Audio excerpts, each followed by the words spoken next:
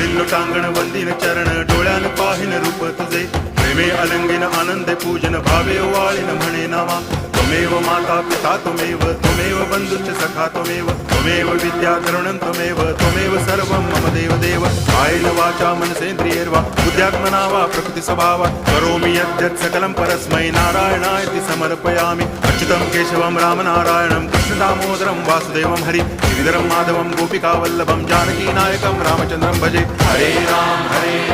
Ram Ram Hare Hare Hare Krishna